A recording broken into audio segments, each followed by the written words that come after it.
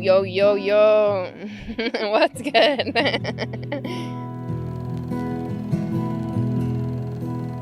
Waking up again. I came up with the name Aurora the Borealis, as, well, most people call me Rory, but my full first name is Aurora. I always thought they were beautiful. Like, I grew up with knowing, look at the Northern Lights, or, knowing about the Northern Lights. But to me now, it kind of resembles kind of being a light in the darkness. You could tell me 1,000 times I won't change my mind. I've always been a lover of music ever since I was born. It was just ingrained in my blood from both of my parents. And I grew up listening to it constantly. And there was a period of time where things kind of switched for me. I used to dance and be in musicals and things of that type of nature. But when I was around 13 years old, there was just a lot in my mind that I felt like I couldn't easily express.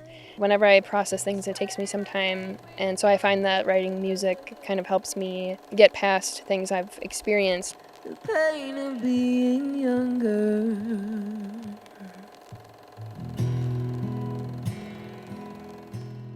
Sometimes I just sit down with my guitar and I open a document folder of some kind on my computer, and I'll start playing something and it kind of just comes out, or something like a phrase or something will come to me, and then I'll just keep going, and it comes naturally from there. Whenever someone asks me that, it always reminds me back to when I wrote my first song, which is called True, and I wrote that about my brother and how he had left the Air Force, and it just kind of goes into a little bit about that. But in my mind it's a selfish game. I don't wanna relive this pain. 3 words to describe my music. First thing I would say is thoughtful. Second, funny in some ways. And third, vivid, or I don't know, like when you see pictures kind of thing. Yeah. I fell away in a room. It's an empty shelf, an empty vase. I wish it well. Well, I play the guitar. I play electric and acoustic guitar. I play the piano. I play the bass guitar. I play the drums. I'm learning slowly how to play the violin. Well, one of my friends had a dream about my music, where she saw me performing with like a violin and cello and like stringed instruments. And I had met a couple people a while back too that we played at an event together. With stringed instruments, and I've seen that up and coming in my future as well, where I would want to do something like that. Am I always longing for someone I can never really touch in a way? For someone who's listening to my music for the first time, welcome.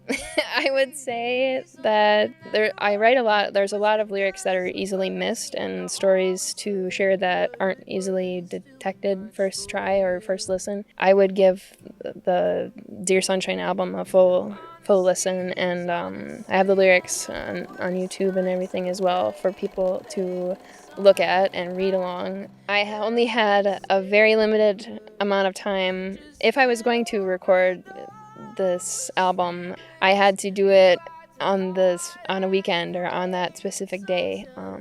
I went to the little white chapel in Wittenberg. That kind of happened organically. Someone that I know owns the building, and they just remodeled it. We recorded the full album within like 2 hours, and it was some of the songs were just one take there. Yeah, there was only a couple that I forgot what the words were, and I had to restart. Goes where my baby goes. I can't figure out where my baby goes. I kind of wanted everything to be as raw as possible, because this was my first album and kind of coming out of hiding or just not being able to share everything that I had wanted to for so long. I wanted to be organic in what I was sharing and what I was telling and how I was doing that. And so we decided to have the room be like as open as possible. There was really nothing else in there besides for what you can see in the other videos and stuff like that. And then we set up a microphone on a stand further out in the middle of the chapel space, and we used that for just a reverb microphone. And so that's pretty much all you can hear on the album as well. We didn't use any other effects really. It was just pretty much as unplugged as possible for that. Yeah.